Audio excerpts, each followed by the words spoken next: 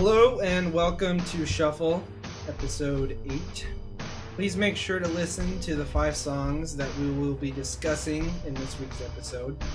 Links to Spotify and YouTube playlists can be found in this episode's description. I am sitting here yet again with perpetual special guest, Dominic Manthey. Howdy.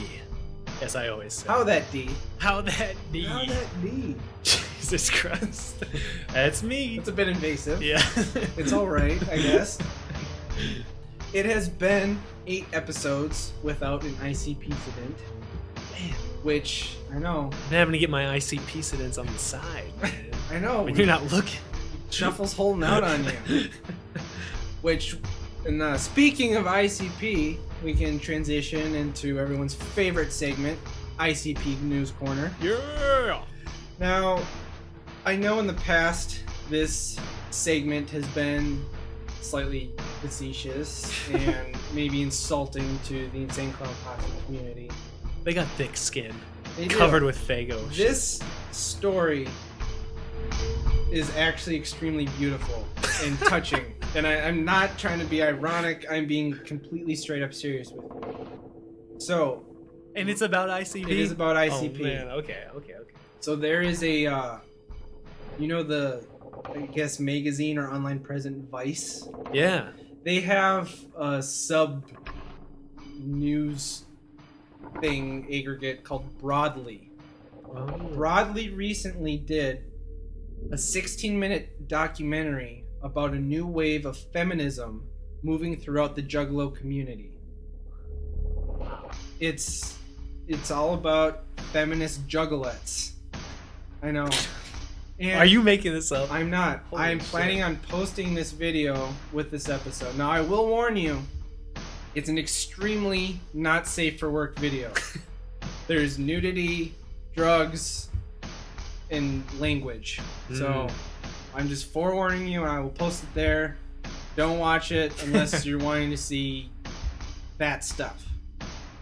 Juggalettes. Juggalettes. So, without giving too much away, it's about how in the Juggalette community there was this strong need for feminism because the women were being objectified and used, and they're basically standing up for it and not putting up with it anymore. And I will also post this other documentary I've seen called American Juggalo. Yeah.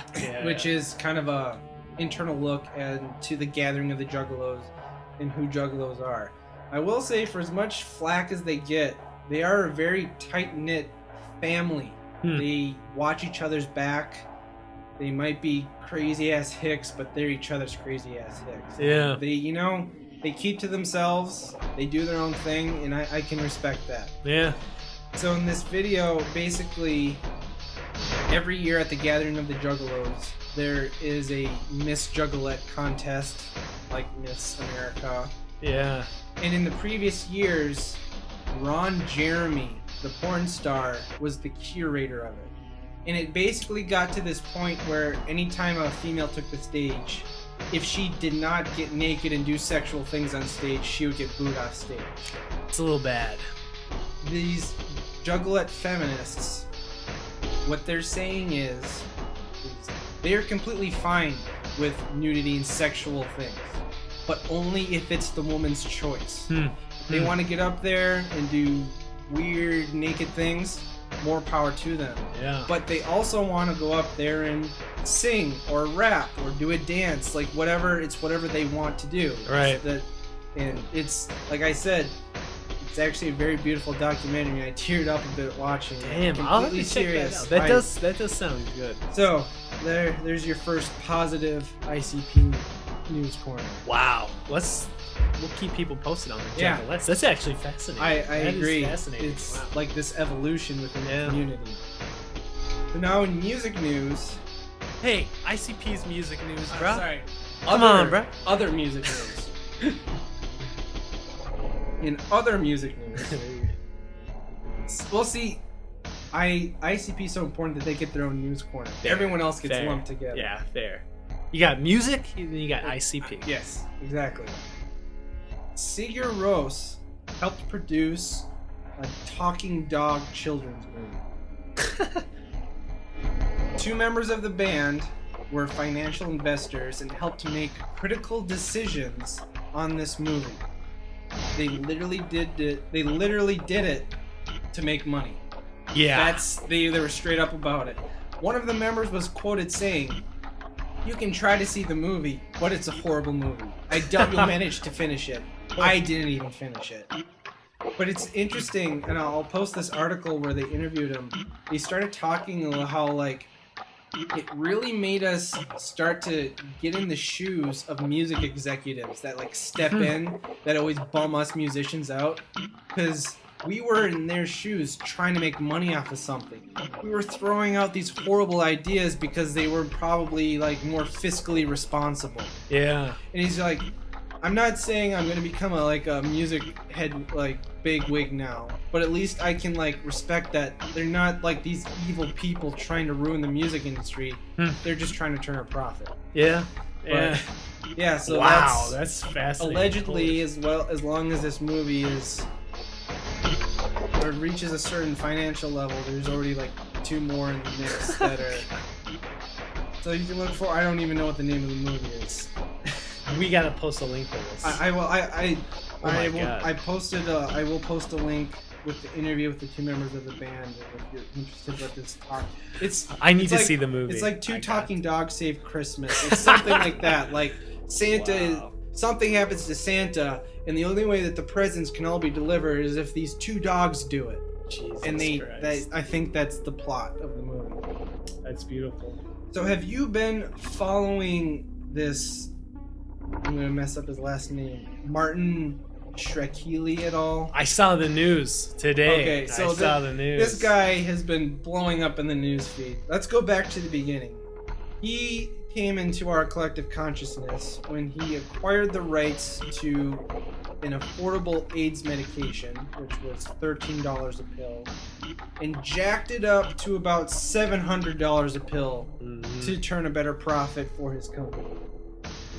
Since then, he's been outed as like a huge fan in the emo screamo rock world, and it was revealed that he was, what's the word, an invisible financer, or like someone who gives money to something without being known. Wait, I did not hear this part. So he's I don't think, some sort of investor, like a patron of. Yeah, but whose name is off the records. Like, there's a term for it. Yeah. So there is a traditional old school emo band named Thursday. The lead singer of that band has his own record label, and it was on the brink of going bankrupt. And it's since been outed that Martin was this guy who stepped forward and invested a significant amount of money into this record label to keep it floating.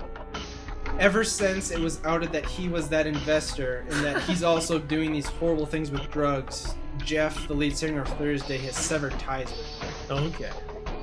More interesting in the music community, the Wu-Tang Clan. This I heard. Allegedly, up until now it's confirmed, have recorded this album called Once Upon a Time in Shaolin.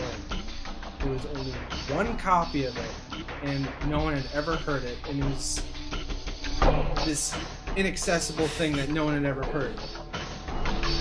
And then about a year ago, it was announced that some person, for the price of $2 million, purchased this album. Just this year, we have found out that it was in fact our friend Martin. What else has he done, man? I'm terrified to find out. Now, this gets even more interesting. This is the most interesting thing I've probably ever heard in my life. First of all, Wu-Tang, who I guess didn't know that it was Martin that bought this album, has since forth, after hearing this, said that we're going to donate all that $2 million to like AIDS research because we feel horrible. And more recently, they've revealed that there was an extremely interesting clause in the contract that Martin signed to acquire this album. Here is the clause.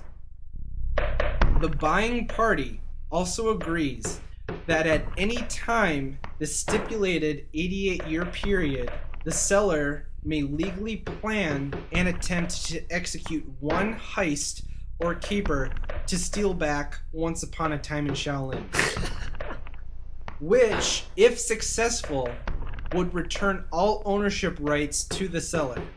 Said heist or caper can only be undertaken by currently active members of the Wu-Tang Clan and/or actor Bill Murray. Yeah. With no legal repercussions. And recently, one of the members of Wu-Tang Clan tweeted, "I think it's about time to call Bill Murray up," out of nowhere. Jesus Christ, that's... I can't wait till someone gets the screenplay for this. This is going to be a movie, man. This is insane. There better be a movie about this soon. And if not, we better do it. Whoa. Yeah, I mean, I don't know what else to say. Wait, have you heard the news about him today? That was breaking as of like 3 hours ago. I have not. Let me give you the ultimate. Okay. And I'm not kidding right now. Right before I came here, I read this. That Martin Shkreli, I don't know how to say his name. He is currently sitting in jail right now. What? Yes. That the not the CIA, the tax people. The the IRS. They have conducted. We'll post a link because it'll be more precise. But I think, following the hike in the AIDS medication, there was an extreme interest by like the IRS and probably CIA into the business transactions that he's doing, because you can't really do that sort of thing. There's a lot of like people that could potentially get rich in a small period of time when you do something like that. And they have, I think, charged him with fraud, humongous levels of fraud, and he's currently sitting in a jail cell. That's what I read as of like 4 hours ago. And one of the headlines is like, Bill Murray, you have no opportunities here, baby, move in. Jeez, like someone's gonna make a movie about this. We've all been waiting to hear this since September, when he became part of our public consciousness. Yep. Fuck this guy. Something bad needs to happen. Yep. So he's... There you go. Fine. Well, I hope that they nail him for something. The only thing that sucks is someone as rich as him, I'm sure, will have a cakewalk sentence. Yeah. But I don't know. Whatever. At least for now. So, have you been listening to anything interesting lately you want to talk about? Besides Wings Deluxe Edition B-sides. Ooh. The B-Wings, as I like to call them. B-Wings? The B-Wings. I had one album that I like a lot, that I think kind of fell through the cracks in 2015, was Dan Deacon's album, Gliss Riffer. I highly recommend it. It's just a sort of awesome, crazy romp of intricately layered electronic music. He's a big dance guy, he's a big right? dance electronic. Before his live shows are all about dancing. He will put his kind of machinery right in the middle and just have, and so everyone's circling around him dancing. Oh, that's pretty awesome. So he's in the middle of the pit. Usually that's what he does, and he just has. I've never been to one, but I've heard his live shows are like a ton of fun. I think some of our mutual friends, Adam and some of them, actually drove to Pittsburgh to see him not too long ago. Is that right? I think it was over the summer. So he would have been gone at the time. Nice. But yes, I believe they did. Yeah, that could very well be. Yeah, so he has an album, Bromst, that is an incredibly intricately layered, engineered electronic album. He's very into just technical proficiency. This Gliss Riffer is more kind of dance electronic, but it's also very layered and fantastic album that it got good reviews, some commercial attention, but came out kind of earlier this year and then just kind of fell away. Sure. I've been re-listening to it. Very good. I've been listening to, off of your recommendation, the William Basinski Disintegration Loops. Yeah. They are incredibly fascinating, incredibly up my alley, and incredibly challenging to listen to. Yeah. If you sit down with the first album and the first song, you have to be willing to listen to the same 3-second noise repeated for an hour. Yep. And it's fascinating, like, especially you skip from the first 5 minutes of the song to the last 5 minutes, they will sound like two completely different things. Yeah. But when you're listening to it, it happens so slowly that you don't realize the change. Yeah. And yeah. it's, I don't know, it's so fucking awesome. Yeah. I just love him, and I learned about, like, some more about him. Like, he was wrapping up the recording of them the day the September 11th attacks happened.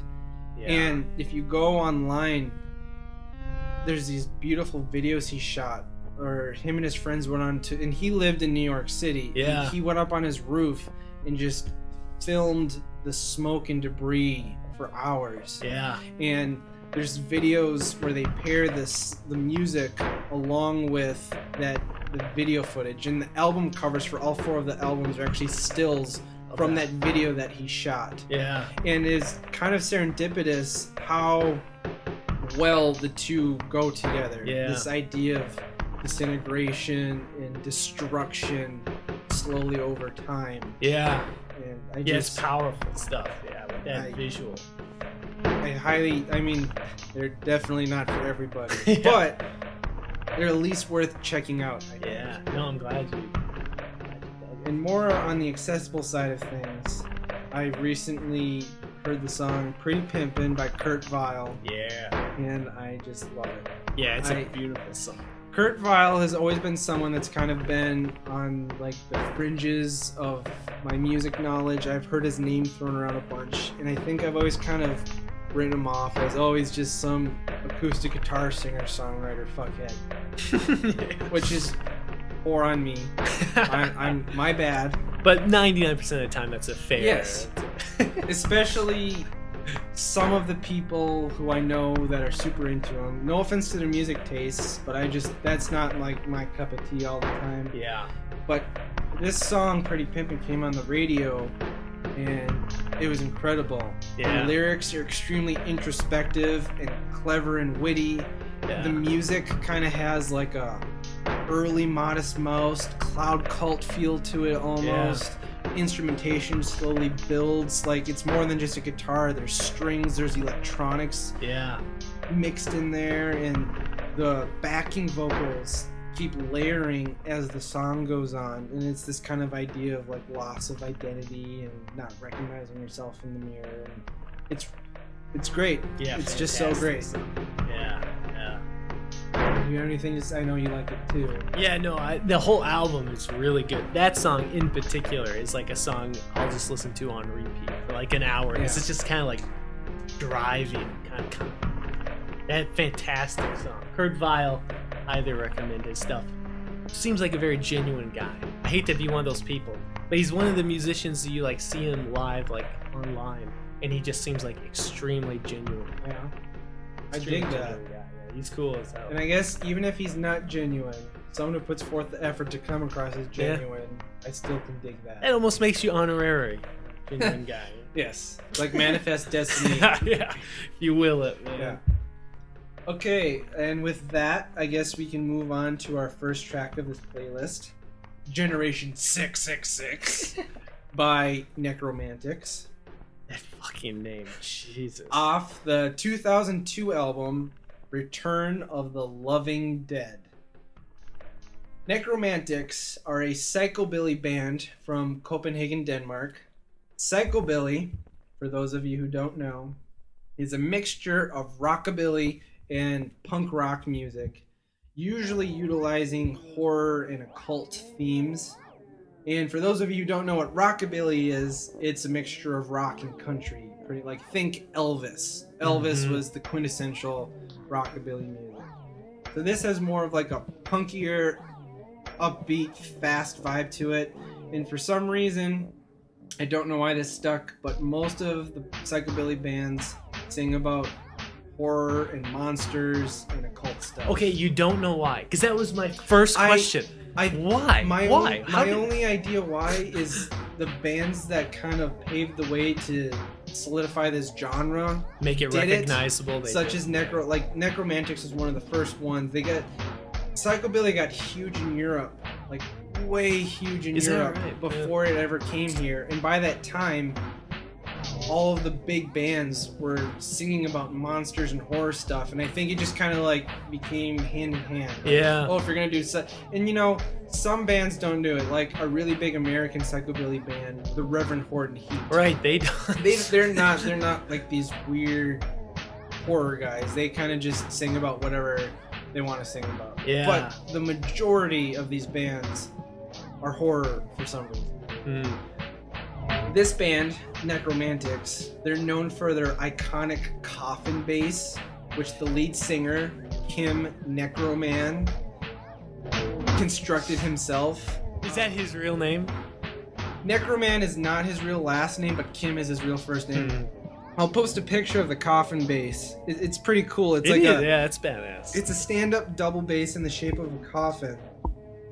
And I found out that Kim, he constructed the first one himself, and he actually used a children's coffin to build it.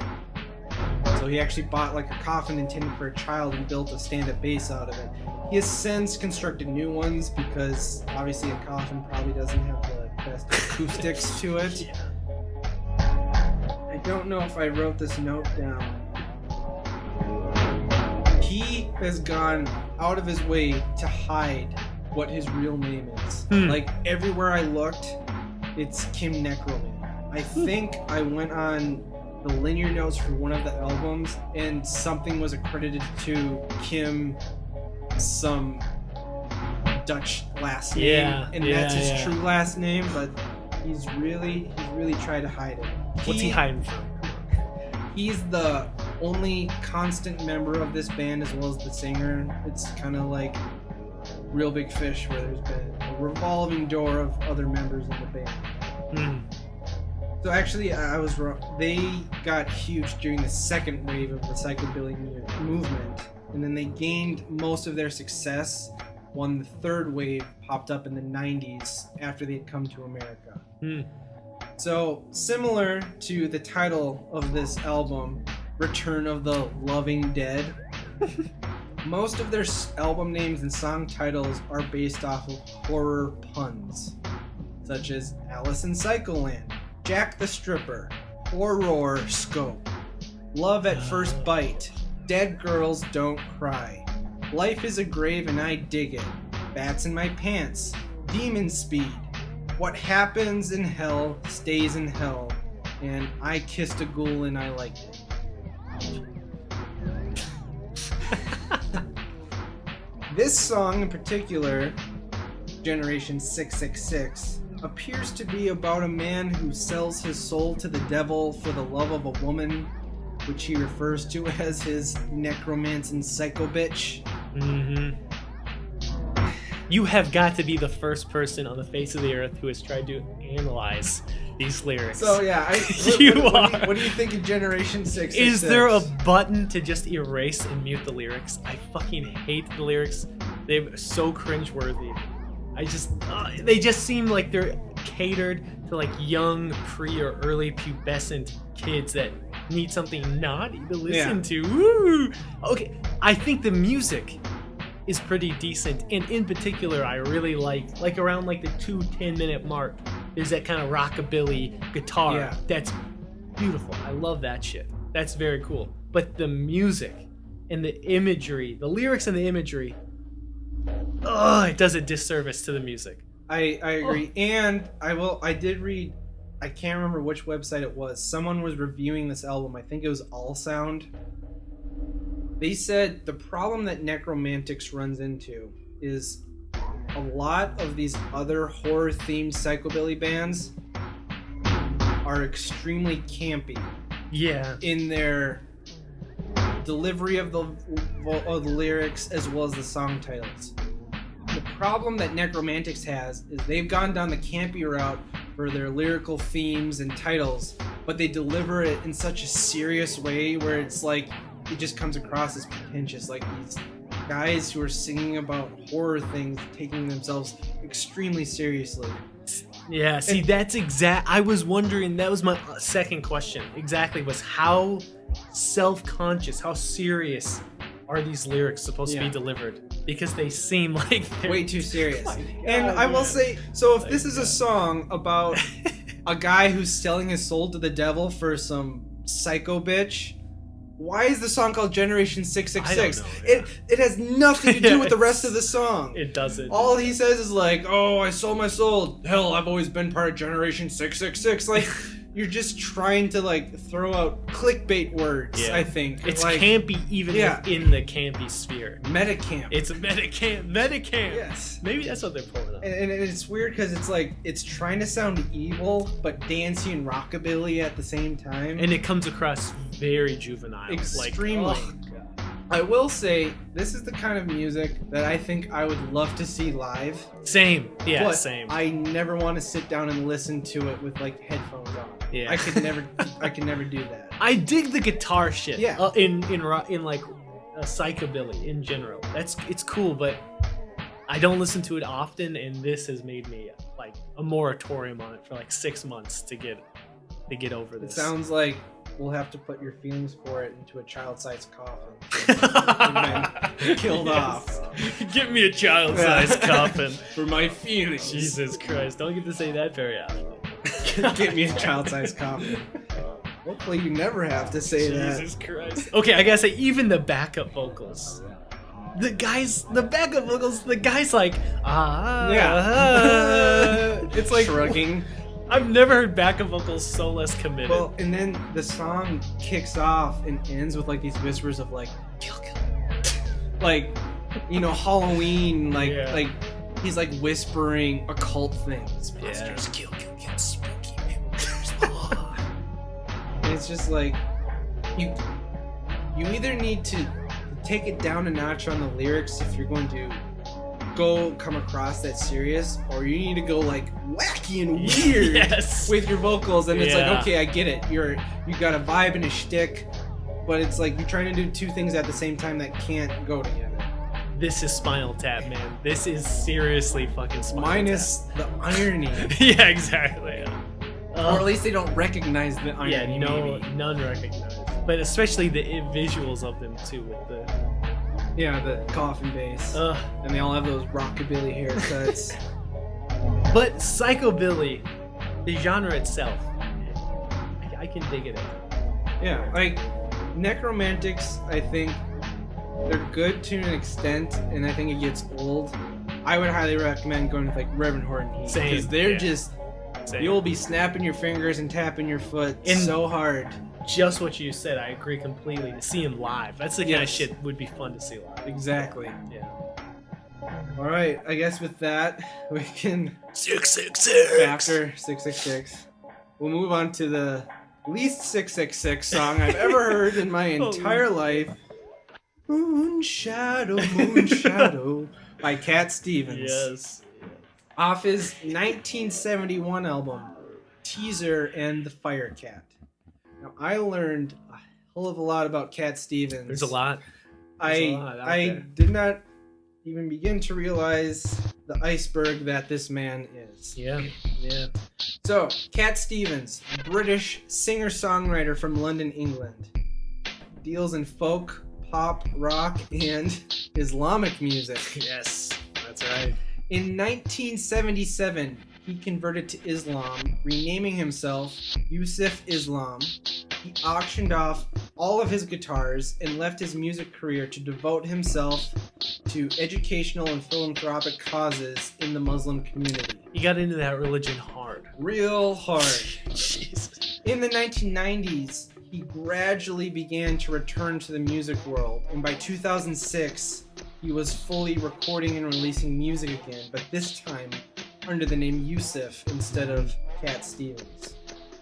Cat Stevens, or I should say as of Yusuf, he's received 2 honorary doctorates, 5 humanitarian awards, and was inducted into the Rock and Roll Hall of Fame in 2014. So, he is an accomplished-assed man. Yeah. Is the best way I can put it. He's huge in the Muslim community, educating, doing his thing. Though I will say he ran into a bit of criticism for a statement he made in 1989, hinting that he supported the fatwa call for the death of Salman Rushdie, the author of the Satanic Verses. Yeah. And he's really never been able to shake that off. The couple times he's spoken about that statement he made, he keeps just shoving that foot further in his mouth. Yeah. Sometimes saying, oh, I was just kidding, I didn't mean it. Other times saying, well, if the Quran says it, I'm totally behind it. So if the Quran says to kill him, well, I think he's a pretty good example of someone who went into a religion later in his life and went in so hard that like 99% of the people who were born into that religion were like, whoa, dude. Yeah. Chill the fuck out. You don't need to change your name to fucking Islam. Yeah. Your last name is Islam, for God's sakes. I was like, Jesus, dude. Hey. So, now that you kind of know more about him, yeah. Getting back to this song and album, Moonshadow. Teaser in the Fire Cat is the title of a children's book that he both wrote and illustrated. It is a book about a boy named Teaser and his cat, Fire Cat, who attempt to put the moon back in place after it falls from the sky. The album art for this album actually comes from one of the pictures in that book. I believe it's actually the cover of that book. Yusuf considers Moonshadow to be the favorite of his older songs that he wrote while he was still Cat Stevens. That is such a disservice to the music he made. God exactly, damn it. I read that too. I was like, what the hell? I thought that I liked Cat Stevens more.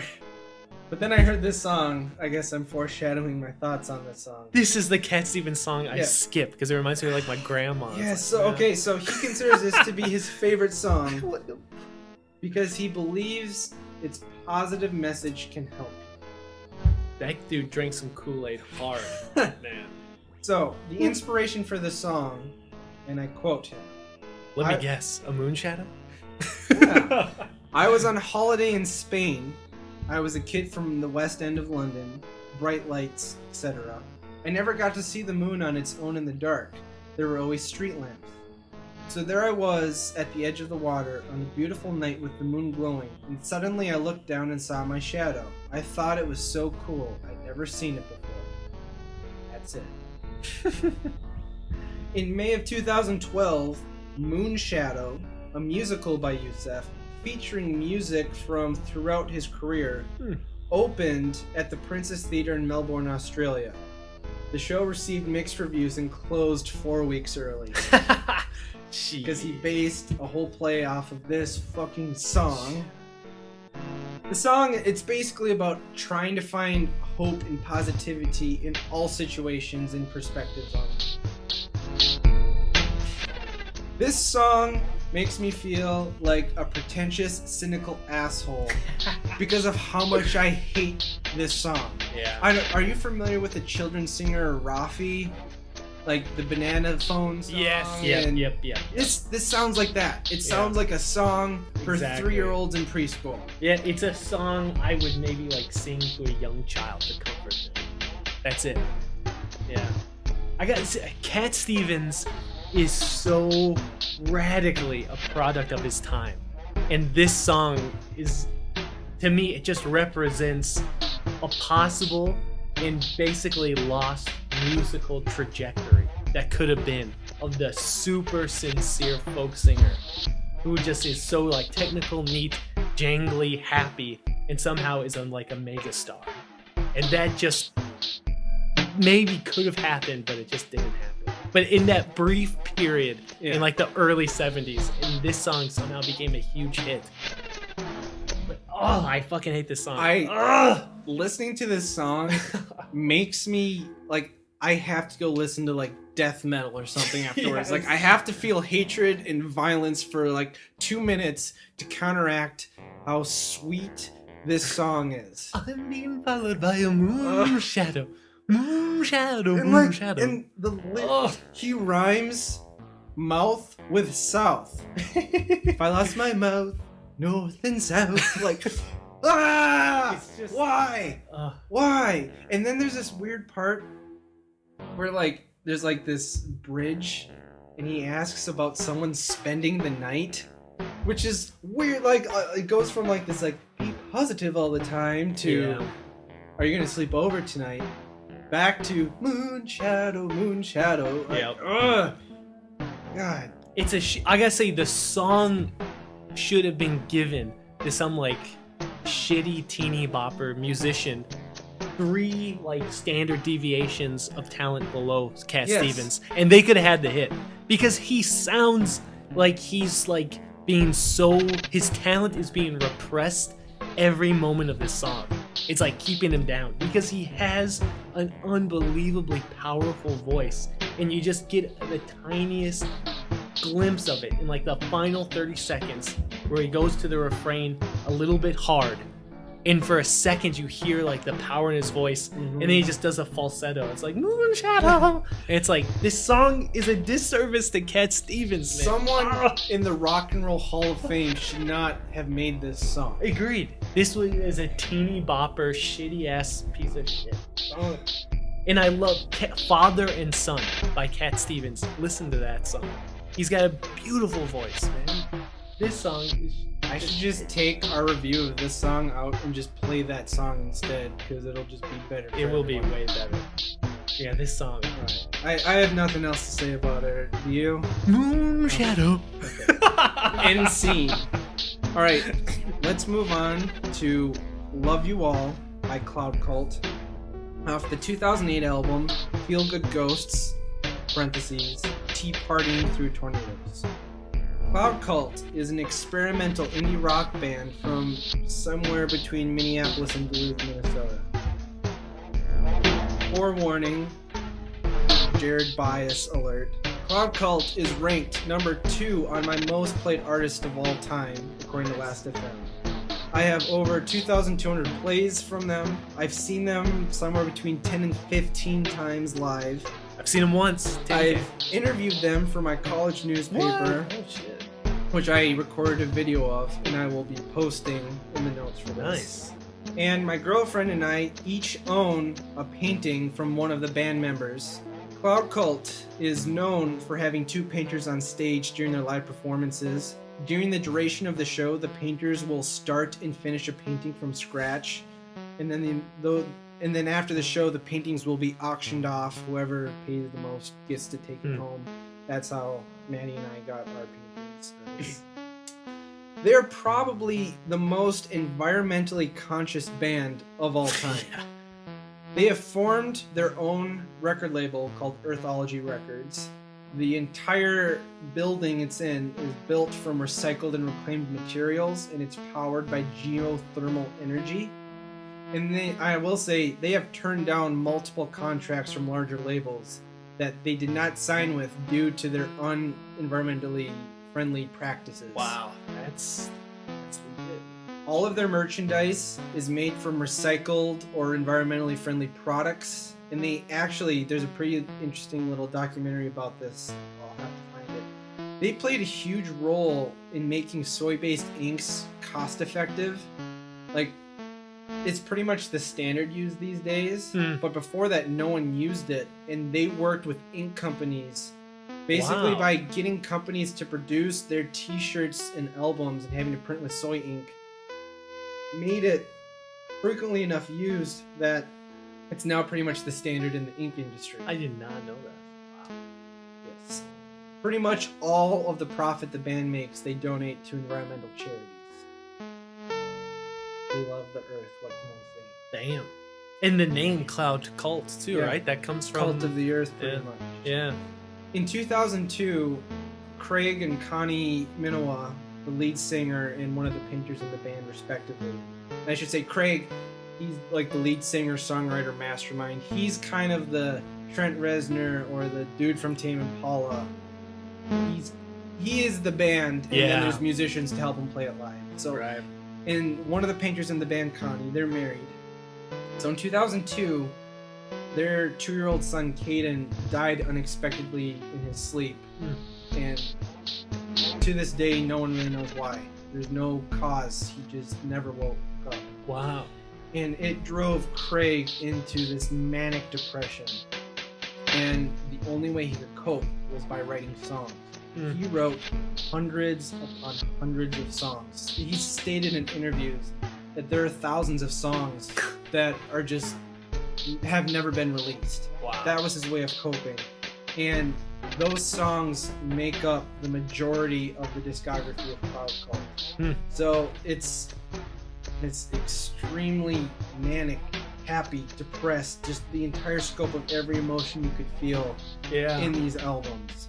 And they're all based off the death of his kid. They have since kind of moved away from that. Yeah. But I'd say the good middle part of their discography is all about it. Pitchfork has described Cloud Cult as a sort of post-Beck kitchen sink alt rock matched with 21st century quasi-religious collectives. And they also said, here's classic Pitchfork. Yeah.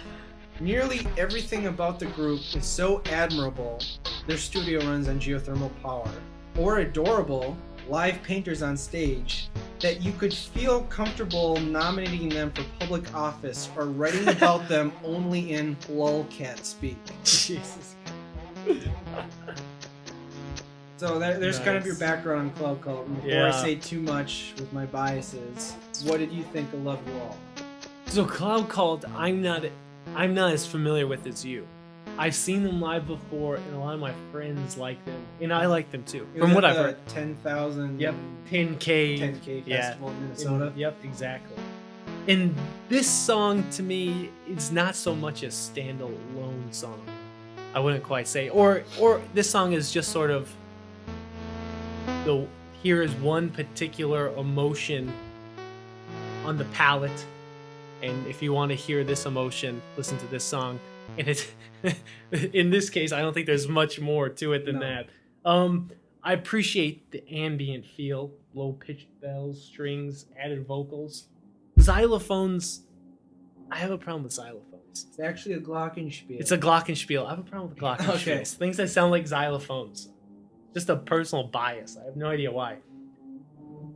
I'm a little emotionally toned. Listen, guys, Dominic's tough on xylophones. Yeah, no xylophones, no glockenspiels. Okay. That's my. So you're emotionally. I'm a little emotionally tone deaf at times, and I wasn't in the emotion of this song when I listened to this song, so it kind of just hit me and passed. Sure.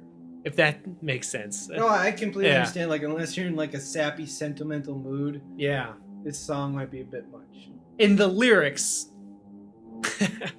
I've never actually heard anyone have lyrics that are just, I love you, Mom, I love you, Dad.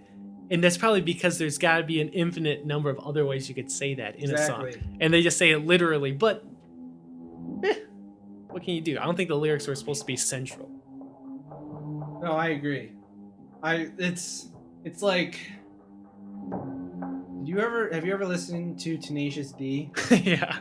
Oh yeah. So, getting real specific, on their first album, there's a skit called the One Note Song, where like it's Jack and Kyle playing one note and bending it every once in a while, and then Jack's like, "Okay, we got another song, let's go." And then Kyle's like, "Wait, it's too easy. Anyone could do that." And then Jack's like, "But who did it first? Me."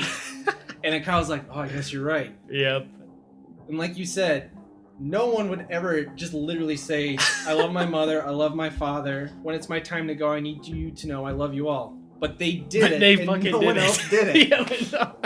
They did it. So, especially coming after Moonshadow. Yeah, it feels very. This is how you write a positive sounding song. Yeah. I think. Yeah. I will say, for as biased as I am about Cloud Cult, I'm probably 10 times more biased about this song because this was like literally the very first Cloud Cult song I ever listened to. This was the song that got me into Cloud Cult.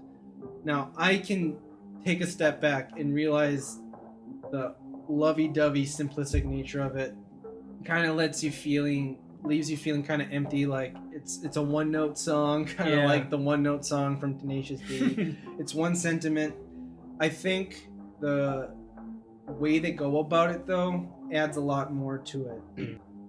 I love how quiet it starts, and how big and expansive it gradually grows, and it kind of gets to an explosive point and then ends very quietly, which is what I'm going to call the post-rock bell curve, which I found is like a surefire way to make Jarid like a song if you have the post-rock bell curve. Yeah. Crescendos and quiet parts. For as cheesy as the sentiment is, I do love how simple the lyrics are. And for how weird the robot voice can be, I like it, but I can understand it's kind of like unnecessary. Why did they put that in there? I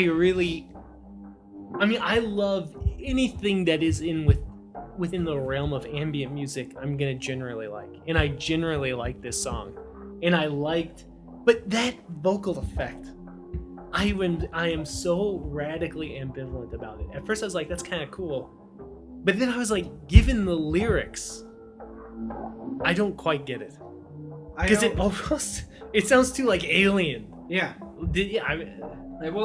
I honestly have no idea what his intention was. Yeah. I will say it's interesting because as the song progresses, they slowly transition the robot voice out. True. Yeah, that's very true. So I don't know if it's like this idea of like learning to love or like admitting something and like breaking away your cold hard feelings. I don't know. Yeah. I feel like if that was the message they're trying to send across, they'd probably need more lyrics than the 3 lines that this song consists of. Yeah. Yeah. It's very interesting. This song ends the Feel Good Ghost album.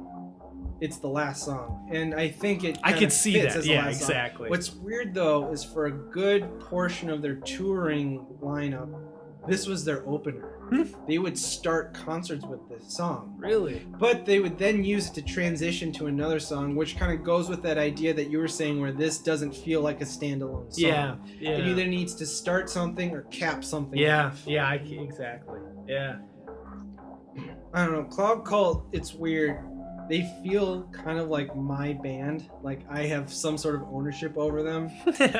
There are many bands that I have connections to, but due to how many times I've seen it interacted with Cloud Cult on numerous occasions, how beautiful and uplifting their music is, the strong emotional connection I feel towards them, I feel that more towards them than any other band, even though they're not like my favorite band. Yeah. And it's really weird because if you've gathered, I like darker, abrasive music, and Cloud Cult is very hard on their sleeves, positive. Yeah. It's kind of an anomaly in my music tastes. And I will say, for as much as I enjoy them, I'm not completely biased. I realize they're not perfect. Their last album, I fucking hated it. They have a new album coming out, and I've heard one song off of it. I am not hopeful for this album either. Really?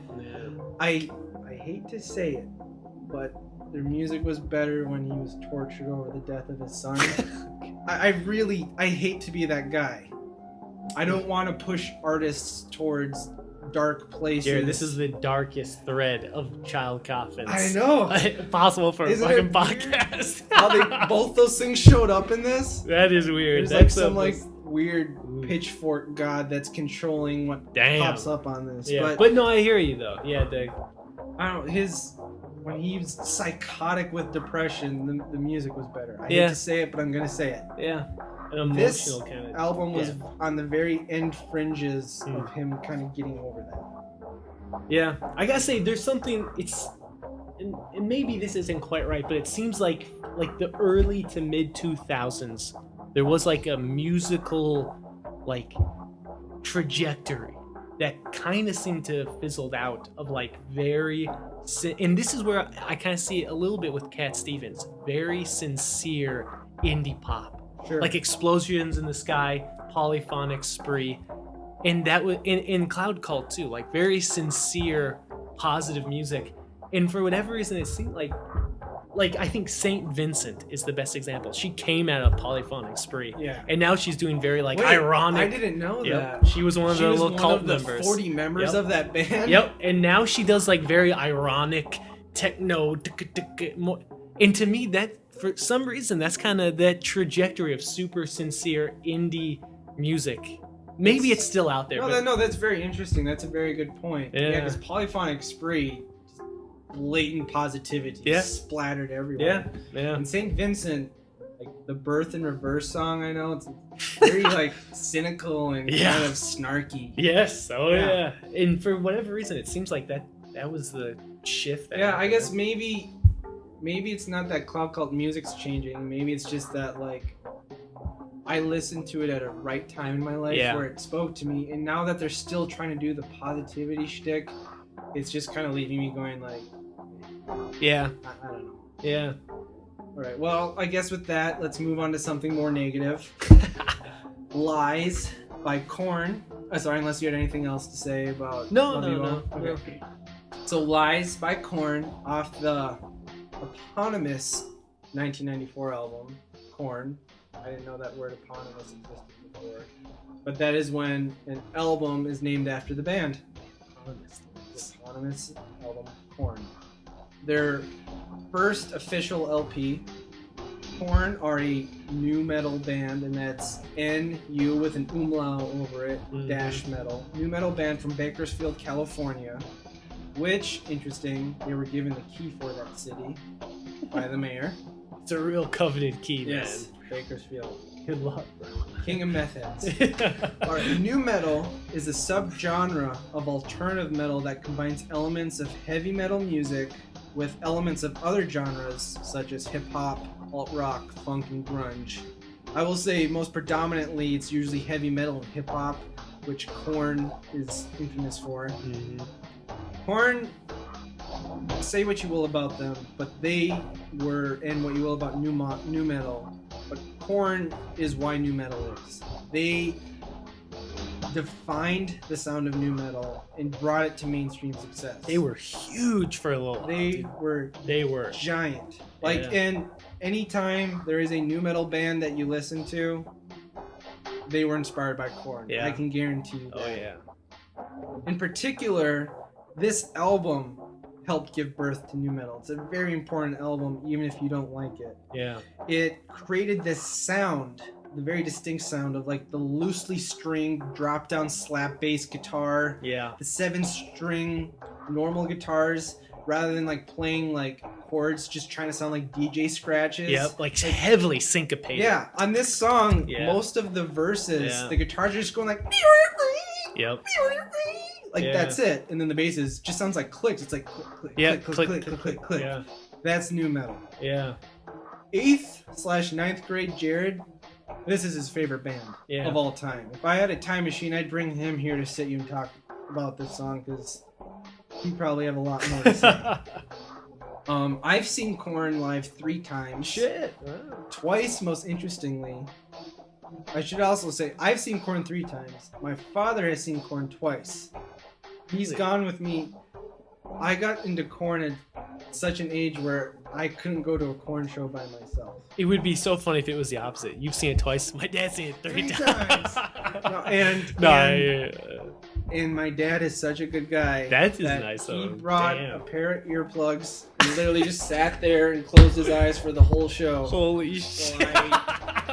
Stood up and was like, "Fuck yeah, KoRn!" Dude, your dad is now my favorite dad. He's an That's awesome. And I will say he did say something cool because I was in 8th grade at the time, so it was at arena shows and we were up in the seats. I was not down on the floor. Yeah.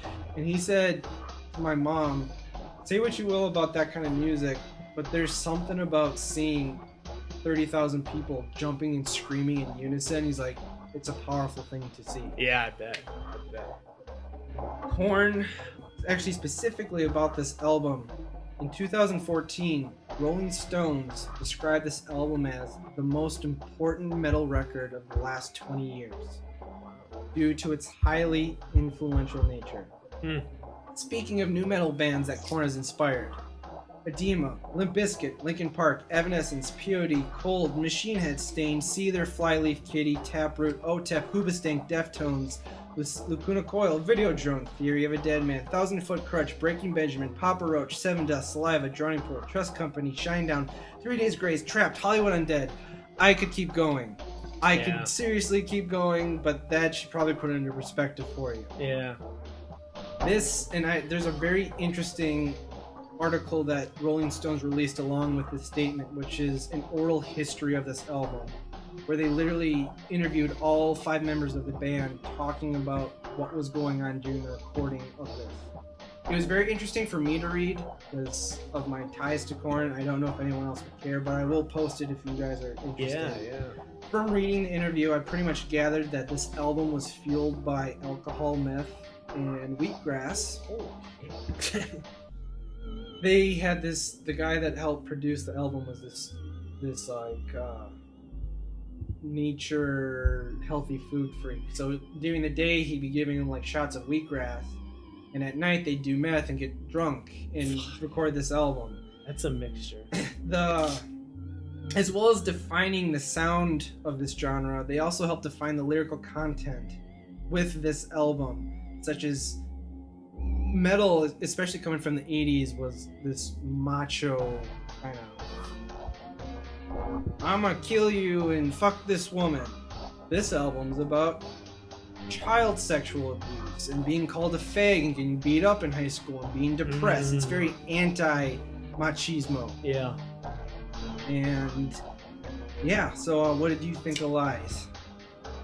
This is really like me stepping outside myself, but I gotta say, listening to this song made me kind of feel like maybe there's something really, really good about nu metal that so many people that you named afterwards got totally fucking wrong. Yes.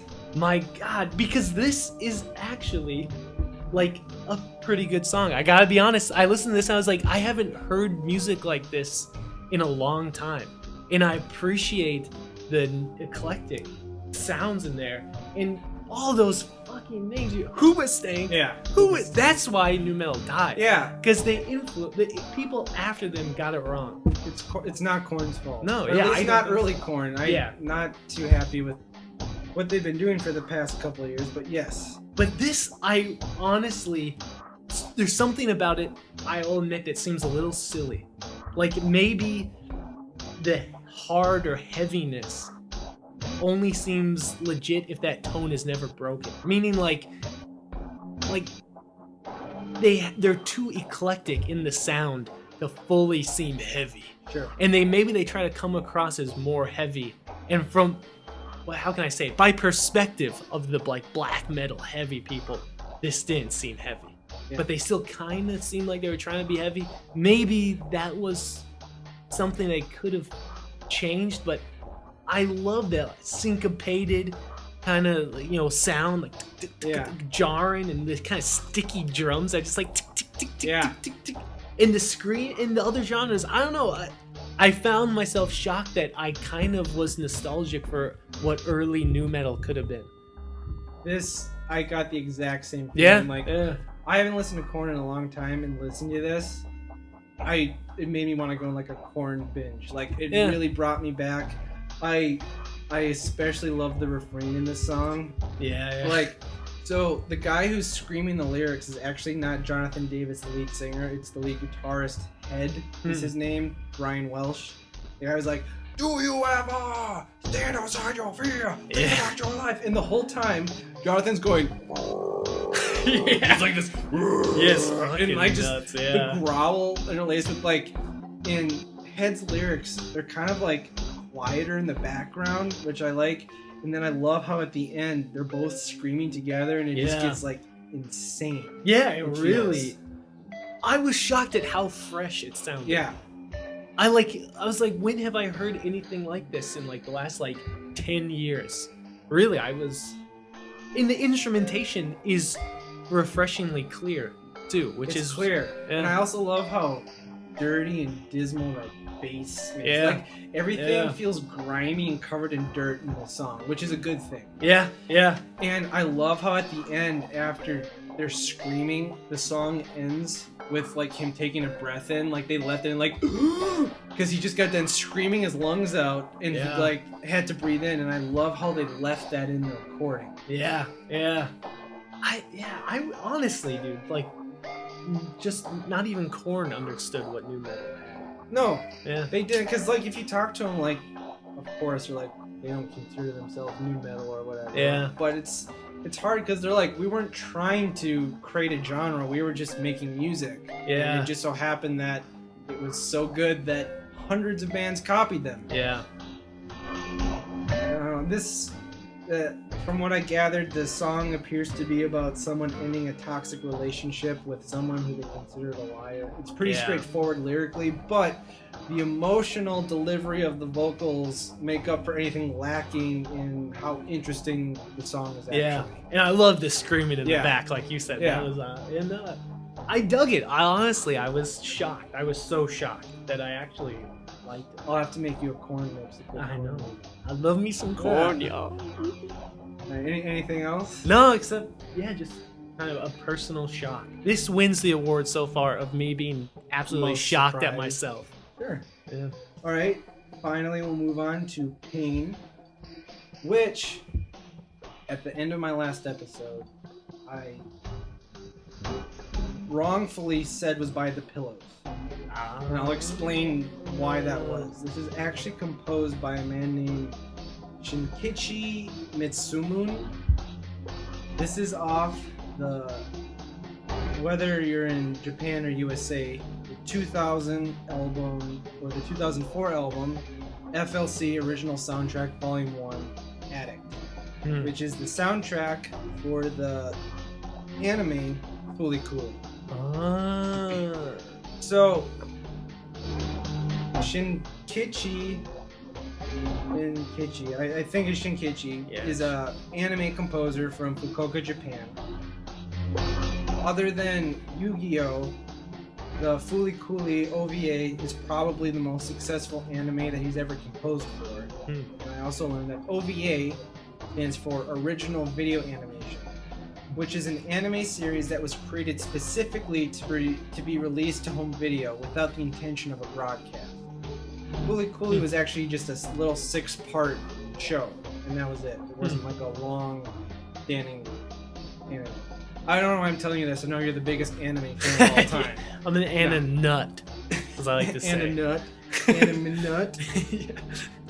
So, the reason why I was confused about who did this song is because the majority of the FLCL soundtrack is done by a band called The Pillows, with additional score being filled in by Shinkichi.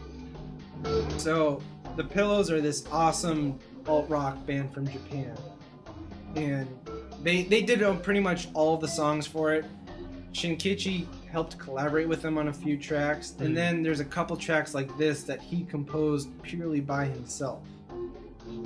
Now, I will say The Pillows play a pretty big role in my life. I wouldn't say pretty big. A significant. I don't want to say big. It's at least significant in that they made me realize that not all anime has to have J-pop be the music that backs it. Yeah. I don't know how familiar you are with anime and J-pop, but J-pop I find just fucking obnoxious. Yes. I hate it. And The Pillows, they do a very J-poppy thing where like they'll sing an entire song in Japanese but have one word being English in the middle for some reason. Yeah. Like hybrid rainbow, and then they'll just start singing Japanese. Yeah.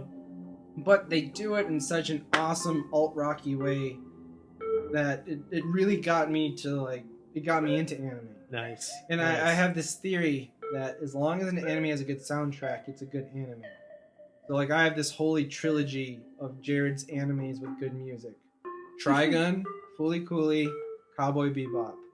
I highly recommend checking out all those shows, but even more so, check out the soundtracks for those shows. So I couldn't find out that much about this composer. I found out that he has a business degree. He's been studying music since the age of 4. He used to play in a Marine band, like a band in the Marines. And now he just does music for anime. And that's pretty much all I could find out about him. What did you think of Pain? Okay, it makes a lot more sense that this was accompanied to some sort of visual. Yes. Because I literally wrote, it seems like a song that would be in a movie. I wrote something down too. It said, I like this track, but it definitely sounds like a filler track. Yeah. It needs something visual to complete it. Yeah, yes, yeah.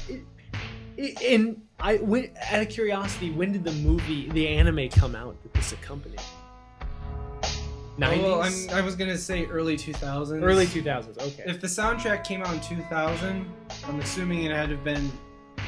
I should have looked this up. I know it was the very late 90s or the very early 2000s. Because, yeah, to me, it almost... Because I was listening to this, which is like just a cut under 2 minutes long, right? It's very short. And I was listening to it like this is a standalone song made by someone who this is designed to listen to on its own. And I thought it sounded like it would be like a 90s era movie. Maybe like in between like scenes in like Lethal Weapon. Sure. Because of that saxophone. Yeah, which is like... Sense. Yeah. And I was like, ooh, yeah, there you go. So I didn't dislike it, but yeah, I thought... Yeah, it was almost kind of like Jethro Tull, but then felt a little Kenny G style. Yeah. But how do you analyze it? It had that extremely over-polished studio jazz feel that Kenny G music. Yeah, it's like, yeah. This song was probably recorded entirely using a keyboard with samples of what the other instruments sound like. Yeah. And I will say, it is impressive how many different instrumental sounds he fit into such a short track without it feeling too overcrowded. Yeah. But still, it just feels like there's no feeling in it. It feels like this really cold, like some robot in a jazz studio said, we need a 2-minute song. And he put this, like, there's a huge disconnect with me. Why is this song called Pain? It does not emulate the idea of pain to me whatsoever. In fact, I assumed that the band had to be called Pain. Because this song cannot be called Pain. And I thought, well, the song is called Shinkichi Mitsumune. Okay. This song is called Pain. Wow, that's amazing. It almost sounded like a Cat Stevens jam band. You know what I mean? Like, it's kind of like... Got a Moonshadow. Alright. But yeah, no, I could see it accompanying... I could see it being effective in some sort of visual transition. Yeah. Well, I don't really know what else to say. It's kind of like a little bite of a song. Yeah. I guess, what's your favorite track of the 5?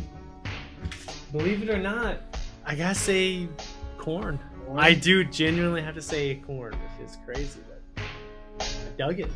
It was really hard for me.